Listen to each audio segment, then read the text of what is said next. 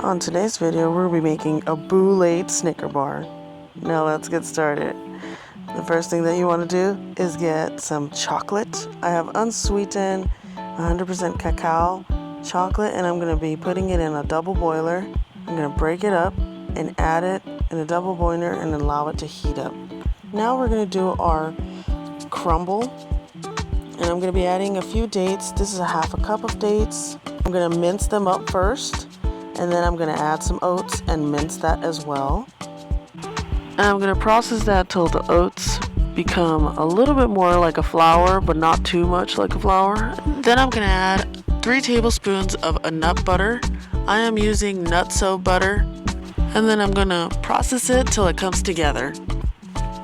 And this is the end result. This is how it's going to look. It's crumbly, but it comes together. The next thing that I want to do is add some nuts to a saucepan, and I'm going to toast them slightly. I'm going to show you how to make the easiest Snicker bar ever. This is so simple to make, and it's super easy. It's not hard at all, and I'm going to show you an easy way. My chocolate is melting and it's ready to be tempered. But before I do that, I'm going to get my caramel sauce. I have here some dates. 2 cups of dates with 2 cups of water goes into a food processor. These dates were soaking overnight so they can get nice and soft. And I'm going to process this to a nice little thick caramel sauce consistency. And this is the end result. This is how it's going to look. It looks super gorgeous and tasty. Now I'm going to go back to my nuts and make sure they don't burn. Turn them over around and then remove them off my saucepan. Now I'm going to temper my chocolate. This just means that you allow air and you cool down the chocolate just enough so you can use it. So I'm going to do this for about 5 minutes, and I'm just going to temper it so it can cool down. So once my chocolate is tempered, I'm going to get a parchment paper, and I'm going to add some chocolate at the bottom, and I'm going to create kind of like a square or rectangle shape. This doesn't have to be perfect. It's just a rustic chocolate bar, and I'm going to show you a great tip so you don't have to do the hard dipping in the chocolate technique. I'm going to add my crumbles now. This is my favorite way to make chocolate bars because I don't have to dip them in the chocolate or any of that fuss. I think it's too much work for me. I like this boulette type of thing. Now I'm going to add my caramel sauce. So we're just going to layer this, okay? So the crumble goes first, and then the caramel, and then we're going to add our nuts.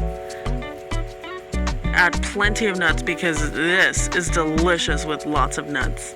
This is an amazing treat. Every time you crave something chocolatey, you can have this. And just press them down gently so they can stick. And once we have all our toppings into the chocolate, we're going to add the rest of the chocolate at the top.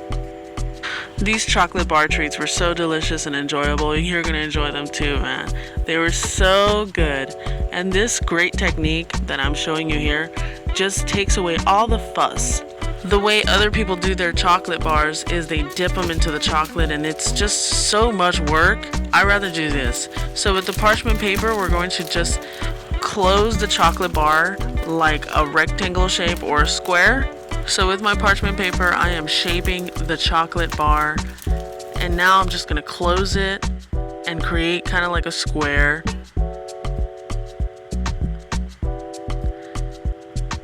And I'm going to close it with 2 parchment papers, and then I'm going to add it to the freezer and allow it to set overnight. Alright, seal it nice and tight, and into the fridge it goes, and I'll see this tomorrow. And this is our chocolate bar the next day.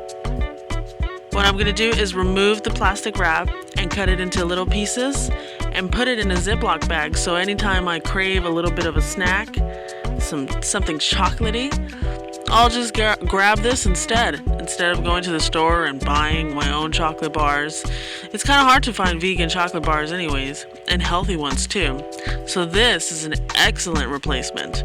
Look at that delicious chocolate bar. These were so enjoyable, so amazing and delicious. The nuttiness is in the inside. The caramel sauce is in the inside. When you cut into this, it's so delicious. The date caramel sauce blends really well with the nuts and the almond crumb. It's so delicious and amazing, and you're going to be obsessed making this. Just don't eat it all at once. And then I cut them into little pieces and enjoyed them every now and then. They were very addicting, so I don't have any left. I ate them in like 2 weeks. It was really good. So as you can see, that tip with the parchment paper is so easy. You'll never ever do chocolate bars in a different way. This easy tip is the best tip you can ever have. It's so simple. It's super, super easy. Anybody can do it.